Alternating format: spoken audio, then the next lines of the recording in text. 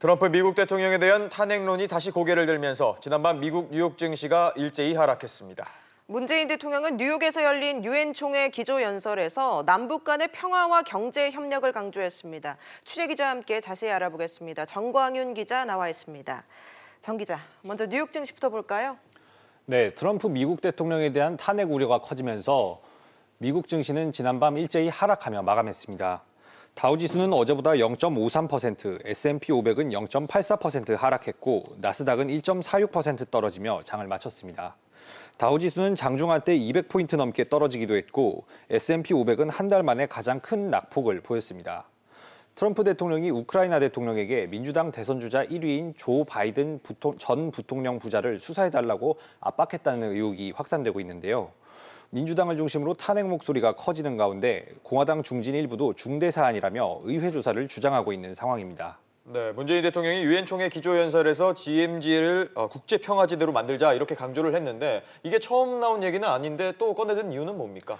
네, DMZ 평화지대화는 지난해 판문점 선언에 이미 나온 내용입니다. 문 대통령이 이를 국제사회에 재차 꺼내든 것은 남북의 의지만으로는 한계가 있다는 판단 때문인 것으로 여겨지는데요. 문 대통령은 DMZ의 유엔기구와 평화생태기구 등이 자리 잡고 평화유지, 군비통제 활동의 중심지가 된다면 명실공히 국제적인 평화지대가 될 것이라고 강조했습니다.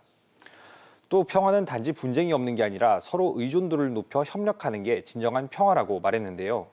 평화가 경제협력으로 이어지고 경제협력이 다시 평화를 굳건하게 하는 선순환 구조를 만들고자 한다고 강조했습니다. 네, 트럼프 대통령은 유엔 총회 연설에서 북한의 비핵화를 촉구했다고요? 네, 트럼프 대통령은 김정은에게 그의 나라는 잠재력으로 가득 차 있다고 말했다고 밝혔는데요. 이를 실현하기 위해선 비핵화가 이뤄져야 한다고 강조했습니다. 또한 미국은 어느 누구든지 전쟁을 할 수 있지만 가장 용기 있는 자들만이 평화를 선택할 수 있는 걸 안다고 밝혔는데요. 같은 이유로 우리는 한반도에서 대담한 외교를 추구해왔다는 자화자찬식 발언도 빼놓지 않았습니다. 지난해보다 북한 관련 발언이 확연히 줄면서 북미 간 실무 협상 재개에 앞서 의식적으로 말을 아낀 것이 아니냐는 관측도 나오고 있습니다. 트럼프 대통령의 중국을 향한 발언도 관심을 끌었는데 구체적으로 어떤 내용들이 나온 겁니까? 네, 트럼프 대통령은 중국의 무역 관행이 불공정하다고 비판하면서 중국에 의한 무역 남용의 시대는 끝났다고 말했습니다.